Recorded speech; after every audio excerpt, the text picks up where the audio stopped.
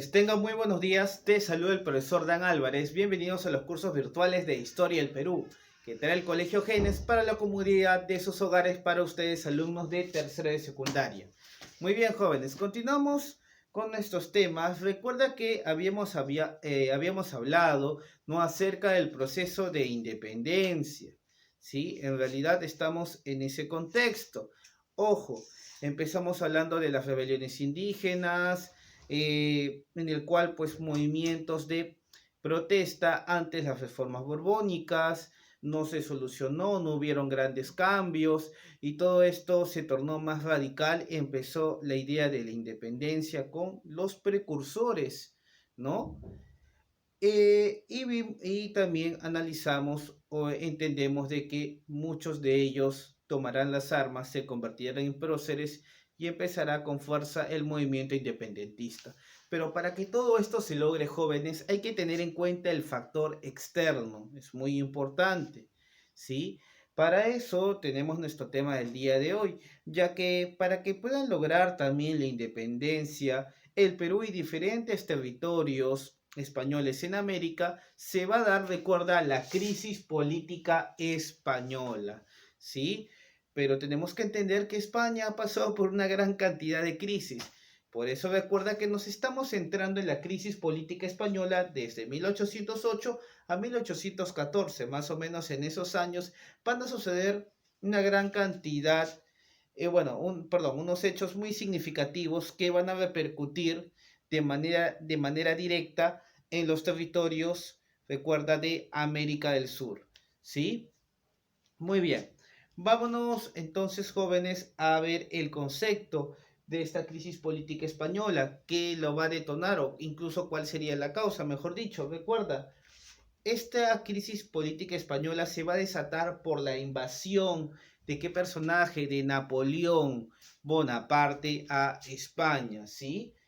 Por eso se dice que el concepto es el proceso por el cual Napoleón Bonaparte invade España y va a generar un tremendo caos, ¿sí? ¿Cómo sucedería todo este proceso de invasión?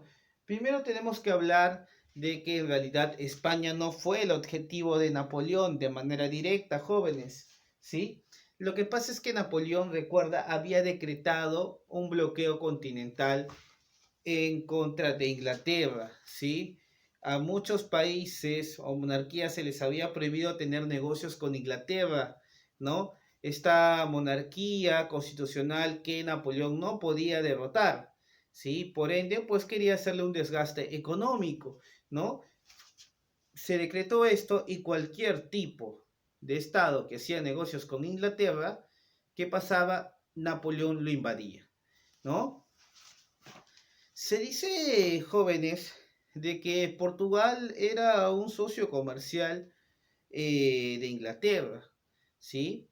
Bueno, y Napoleón utilizó esto para, pues, acusarlos de haber hecho caso omiso al bloqueo continental. Entonces, ¿qué significa esto? Napoleón va a invadir Portugal, ¿sí? Pero para eso, recuerda, solamente hay dos vías en ese tiempo, vía marítima y vía terrestre, ¿no? Si tú estás en Francia y te vas a trasladar, pues, a Portugal, en vía terrestre necesariamente, jóvenes. ¿Por qué país tienes que pasar? Acuérdate que están esos dos países en la península ibérica. Tienes que pasar por España. Entonces, Napoleón Bonaparte va a trasladar todas sus tropas a la frontera con España, con el objetivo de invadir Portugal, ¿no? Pero tú no puedes pasar así nomás a un territorio que no te pertenece. Tienes que pedirle permiso a la máxima autoridad. ¿Quién era la máxima autoridad en ese momento? El rey Carlos IV, ¿sí?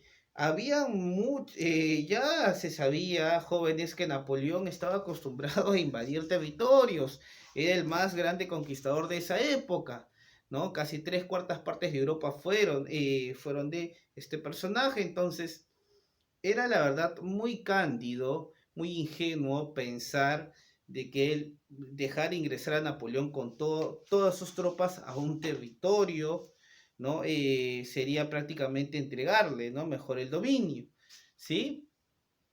El rey Carlos IV parece que o bien no pensó eso, o tal vez el temor hizo que él deje ingresar a Napoleón, ¿no? Pero también hizo un pequeño acuerdo, ¿no? Supuestamente Napoleón iba a compartir algunos dominios de Portugal con España, ¿no? Y otras cositas también, todo eso se autorizó en el Tratado de Fontainebleau, ¿no? Que bueno, la verdad Napoleón no cumplirá, ¿sí? Debido a esto, ¿no? La nobleza española y el alto clero, ¿no? Va a estar muy, muy molesto, ¿no? ¿Cómo es posible que el rey haya dejado entrar a Napoleón, ¿no? En efecto, Napoleón Jóvenes invadió Portugal, lo conquistó y cuando estuvo de regreso también lo hizo con España. Por eso en España se hizo una revuelta. Recuerda que a las revueltas, a los alzamientos, también se le llama los motines. Se dio el motín de Aranjuez, ¿no? En esta ciudad, la nobleza y el alto clero se rebela contra su rey, Carlos IV, recuerda, y lo expulsan a él y a su ministro Godoy, que por ahí dicen que era su favorito, o sea, eran más que amigos, ¿sí? Muy bien, jóvenes, se nombró, la nobleza nombra como rey sucesor a su hijo Fernando VII, más conocido como el príncipe de Asturias, ¿no? Y o también lleva el apelativo del deseado, ¿no? A diferencia de su padre, que pues era el odiado de la monarquía española, ¿no? Muy bien, jóvenes. La nobleza española, la verdad, vio con buenos ojos y también como una especie de títere a Fernando VII, ¿no? Lamentablemente Napoleón ya estaba en España y era complicado pues retomar el territorio español. Jóvenes, debido a esta convulsión que había en España, ¿no? Napoleón decide llamar a estas autoridades a Bayona y a ese suceso se le va a llamar la farsa de Bayona, recuerda. ¿Sí? Se reúnen estas dos autoridades, el ex rey Carlos IV y su hijo Fernando VII. ¿Qué hace Napoleón? ¿No? Recuerda que Bayona queda en Francia, no hay que olvidar eso. Le dice, bueno, ¿sabes qué? No es posible que tú hayas quitado el trono a tu padre, devuélvele el trono, obliga a Fernando VII a renunciar a la corona o a abdicar, recuerda ese término, abdicar, ¿no? Es la renuncia, pero de autoridades importantes, y devuelve la corona a Carlos IV. Automáticamente, esto no va a durar mucho, jóvenes, Napoleón le pide lo mismo a Carlos IV y la corona termina en manos de Napoleón, ¿sí? Y rápidamente Napoleón nombrará a un nuevo rey en España, él no se quedará con el título, nombrará como rey a su hermano José Bonaparte, recuerden, jóvenes, más conocido como José I, ¿no? Aunque también se va a llevar el apelativo lamentablemente de Pepe Botella, ¿sí? Supuestamente a ser adicto, ¿no? Al vino, era un beodo, un borracho, ¿no? Como lo quieras decir, era lo que vendían en realidad los ingleses, ¿sí? Recuerda que los ingleses, los enemigos de los franceses en ese momento, van a soltar una gran cantidad de propaganda, ¿no? Y esto se da incluso a través del arte, jóvenes, en el cual van a dejar mal parados a las autoridades francesas, ¿no? Diciendo en este caso que pues José Bonaparte era un adicto al vino y la verdad esto es exagerado. Al igual también esa leyenda negra que Napoleón Bonaparte jóvenes era una persona pues de baja estatura, ¿sí? Que en realidad tampoco significa que sea muy alto, pero tenía una estatura promedio, ¿no? Lamentablemente, recuerdo a sus enemigos, tratarán siempre de minimizar su figura, literal, minimizar su figura de cualquier manera, ¿sí? Y eso lo saben, recuerda, sus más grandes biógrafos del señor Napoleón Bonaparte. Muy bien, jóvenes, vamos ahora, recuerda, Pepe Botella, José Bonaparte o José I está gobernando España, ¿sí? El pueblo español le va a declarar la guerra a Francia por esto, no quiere aceptar a José Bonaparte, ¿sí? A este proceso de lucha Incluso en la historia española se le llama como la Segunda Guerra de la Independencia Española, valga la redundancia. Profe, ¿la primera cuál fue? Recuerda, fue la cuando expulsaron a los árabes de la península ibérica, y esta es la primera, ¿no? Ya sabes cuál es la segunda, ¿sí? Vamos a ver cómo se va a desarrollar de manera muy rápida, jóvenes, el gobierno de José Bonaparte. Recuerda, él promulgó el Estatuto de Bayona, una especie de leyes en el cual en realidad van a beneficiar a la nobleza española. Lo que quería José Bonaparte era estabilizar su gobierno, ¿sí? Lamentablemente, la nobleza y el alto clero no quiere saber nada con José Bonaparte, no lo acepta como su rey, menos la población. Incluso va a dar muchas medidas, la verdad, positivas, ¿no? Se crea un ministerio de la policía, se crea incluso, se puede decir, los cimientos del Museo de Bellas Artes de España, que va a llevar el nombre en ese momento de Museo Josefino, ¿no? Se van a dar en realidad, jóvenes, muchas medidas pegadas a la ideología liberal. Este era bueno para España. Lamentablemente no se veía con buenos ojos a un personaje de Francia gobernando España, ¿no?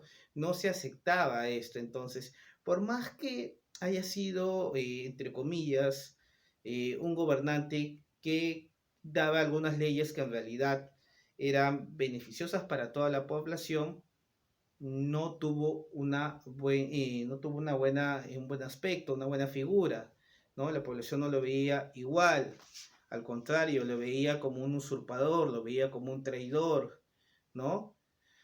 Eh, Chicos, una cosita interesante es que José Bonaparte va a crear diversas plazas y ciudades, nuevamente, como te digo, con la idea de modernizar la ciudad, mejorar el sistema de gobierno, ¿no? Y también por ahí quitar el poder de la iglesia, porque en cada plaza, recuerda, había una catedral, cierta iglesia, y se destruía. Esto generó que la población le tenga más cólera, ¿no? Recuerda que España es muy católica, ¿no? Incluso se le dio el apelativo por ahí de Pepe Plazas, ¿no? Porque en diferentes zonas se empezaba a construir ciudades, que no estaba mal, pero chocaba con el credo religioso y también con los altos miembros de la iglesia, ¿sí? Bueno, paralelamente a su gobierno se crearán las juntas de gobierno, jóvenes. ¿Qué son las juntas de gobierno? Recuerda, los liberales de España deciden crear una especie de congreso, una especie de reunión en el cual van a ser leales a Fernando VII, recuerda, y no aceptan a José Bonaparte, ¿sí? Muy bien. Supuestamente estas juntas de gobierno, recuerda, jóvenes, buscaron que Fernando VII retome el poder, ¿no? Y ojo, esto es en España, en América eso va a cambiar. ¿Qué pasa en América? En América muchas de estas juntas de gobierno que también dijeron que eran leales a Fernando VII, al final lo que buscaban eran la independencia, ¿no? Muchas de ellas pues no reconocían a José Bonaparte, pero aceptaban leyes que les convenían, ¿no? Eh, y supieron que, bueno, vivieron en carne propia que ellos se podían autogobernar. Entonces, ¿por qué volver al dominio de la metrópoli? ¿No? Entonces, esto fue favorable para el movimiento de la independencia, ¿sí? Muy bien. Jóvenes, vamos ahora a las Cortes de Cádiz, ¿sí? Entendemos, recuerda, las juntas de gobierno, no te olvides esta parte, en España eran leales, pero en América buscaban la independencia. Sí, van a haber una gran cantidad de juntas de gobierno, especialmente en América del Sur. Solamente que en el virreinato del Perú no se creó ninguna junta de gobierno. Al final te explico por qué. ¿Sí? Recuerda, vamos a las Cortes de Cádiz. Estas Cortes de Cádiz, jóvenes, también va a ser un punto de reunión, recuerda, entre peninsulares y criollos. ¿Sí? Mucha gente que decía ser leal a Fernando VII va a asistir a España, ¿no? Cádiz, recuerda, era uno de los centros de rebelión que prácticamente no reconocía la autoridad, recuerda, de José Bonaparte, ¿sí? Tenía una ideología liberal, durará mayormente desde 1810 a 1813, ¿sí? En líneas generales, recuerden jóvenes, buscan la igualdad de españoles, de criollos y peninsulares, ¿sí? Recuerda que las reformas borbónicas los había separado, especialmente a los criollos, los había marginado, esto cambiaría, ¿sí? Y todo esto se ve en la Constitución Liberal de Cádiz, apodado la Pepa. Profe, ¿por qué la Pepa? Recuerda que el momento que se creó justo era el aniversario de un santo, ¿sí? El famoso San José. Y bueno, recuerda de que la Constitución tiene un artículo ahí femenino, ¿no? En vez de decir el Pepe, sería entonces la Pepa. No es la explicación por qué surge este nombre, ojo. Muy bien, todo esto se daría en 1812. Muchas cosas positivas se dan en esta Constitución Liberal de Cádiz, que es considerada, recuerda, la primera constitución de España. ¿Sí? Incluso se habla que fue la primera constitución del Perú, claro, no del Perú como república, pero sí del Perú como territorio, ¿no? A pesar que era un virreinato, y esa constitución de Cádiz llegó al virreinato del Perú y se tenía que cumplir, ¿no? Y a regañadiente el virrey de ese momento tuvo que aceptar algunas medidas de esta constitución. Y una de las cosas que decía jóvenes era, adivina qué, que quedaba abolida la mita, ¿no? El trabajo obligatorio en las minas ya no se iba a dar, o sea, había muchas cosas que iban a generar un beneficio en la población, ¿no? Lamentablemente no dura mucho esta constitución de Cádiz, supuestamente iba a estar hasta que retorne el rey Fernando VII, y el rey Fernando VII iba a respetar a carta cabal esta constitución, ¿no? Ese era el acuerdo, supuestamente, ¿no? Recuerda que Fernando VII está supuestamente encarcelado en Bayona. Profe, cómo que supuestamente? Muchos historiadores españoles mencionan, jóvenes, que en realidad Fernando VII no estaba en un cautiverio o preso como tal, al contrario, siempre mostró una actitud muy servil hacia Napoleón, admirándolo incluso, ¿no? En realidad era un traidor más, ¿sí? Ojo con eso, y ya lo vamos a verificar al final, ¿sí? Jóvenes, la expulsión de José Bonaparte, como hemos mencionado, ¿no? A pesar de algunas cosas que va a intentar hacer de manera positiva, no va a funcionar para la población, no la acepta y su gobierno se va a acabar con las batallas de Bailén y de Vitoria, ¿sí? En estas batallas, jóvenes, especialmente la de Bailén, adivina quiénes participarán. Participa un personaje, no te olvides, lo vamos a ver en próximas clases, José de la Serna, ¿sí? Y también un tal Don José de San Martín. Lucharán codo a codo para derrotar a quién, a las tropas de Napoleón Bonaparte, y lo logran. Se derrota a las tropas de Napoleón en Bailén y en Vitoria. Esto también será una estocada muy fuerte para el ejército de Napoleón, y de ahí incluso se dice que comienza el declive del imperio napoleónico, ¿sí? Bueno, José Bonaparte es expulsado, jóvenes, y se trasladará a Estados Unidos y se quedará ahí hasta su muerte, ¿no? Vamos ahora, jóvenes, ¿qué pasaba en el virreinato del Perú rápidamente? Ahí tenemos que hablar de Abascal y la contrarrevolución. Profe, ¿quién fue Abascal? Recuerden, Fernando de Abascal y Sousa es el 38º virrey del Perú, o sea, el virrey número 38º. ¿Sí? Recuerda que hay 40 virreyes oficiales. Este señor, también llamado el Marqués de la Concordia, este señor, también llamado, recuerda, el Fidelísimo, porque era uno de los virreyes más fieles a la corona española. Sí, profe, ¿cómo así? Mientras que se daban las juntas de gobierno y que ya se iban dando cuenta que querían independencia, Fernando Abascal puso orden en América del Sur, derrotando a la mayoría de juntas de gobierno, ¿sí? Recuerda, esta idea de independencia también se le puede llamar una revolución. Por eso es que Abascal, que estaba en contra, que quería derrotar estas juntas de gobierno, ¿no? Que buscaban independencia, también se le puede llamar como el contrarrevolucionario, ¿sí? No hay que olvidar eso. Y lo logra, derrota, te repito, a la mayoría de juntas de gobierno, excepción de una. la Junta de Gobierno de Buenos Aires todavía resiste. Resiste especialmente por el apoyo inglés, ¿no? Que buscaba también debilitar España para obtener mayores mercados, ¿no? Muy bien, jóvenes. Eso es todo por el día de hoy. Ahora vamos, bien, jóvenes, vamos con la tarea. Recuerda, vas al temita de crisis política española y vas a buscar la parte de ahora hazlo tú. Ahí vas a realizar la pregunta 1, 2, 3, 4, 5, 6, 7, 8, 9 y la pregunta 14. Repito, del tema de crisis política española, la parte de ahora hazlo tú, la 1, la 2, la 3, la 4, la 5, la 6, 7, 8, 9 y pregunta 14. Muy bien, jóvenes, eso ha sido todo por el día de hoy. Nos vemos hasta la próxima. Bye bye.